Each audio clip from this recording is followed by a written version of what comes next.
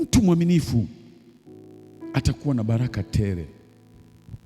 Ukiwa mwaminifu kwenye nafasi yako, narudia, mtu mwaminifu atakuwa na baraka tele.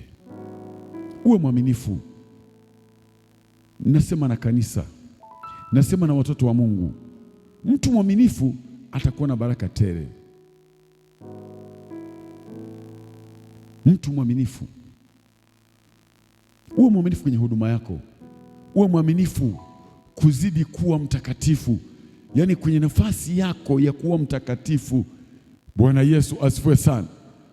Haleluya, haleluya, haleluya. Uwe mwaminifu tu. Uwe mwaminifu mama, uwe mwaminifu kijana, uwe mwaminifu kumtumikia Mungu. Uwe mwaminifu, usiache uaminifu. Anasema mtu mwaminifu atakuwa na baraka tele. Pale pengine panasema kwamba, Bwana Yesu asifiwe sana, baraka ya Bwana haichangamani na majuto. Baraka ya Bwana haichangamani na majuto. Unapokaa kwenye kusudi la Mungu,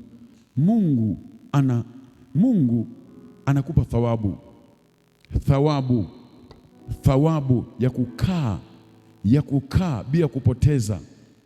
Ukisoma kitabu cha Ezekieli mahali fulani nasema ya kwamba mtu anapofanya vibaya, anapotenda vibaya, yale yote aliyoyatenda mazuri yanafutwa.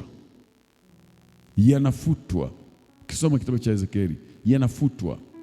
Kwa hakikisha unalinda kile ambacho kile ambacho umekwisha kukipata kutoka kwa mbele za Mungu. Mtu mwaminifu atakuwa na baraka tele.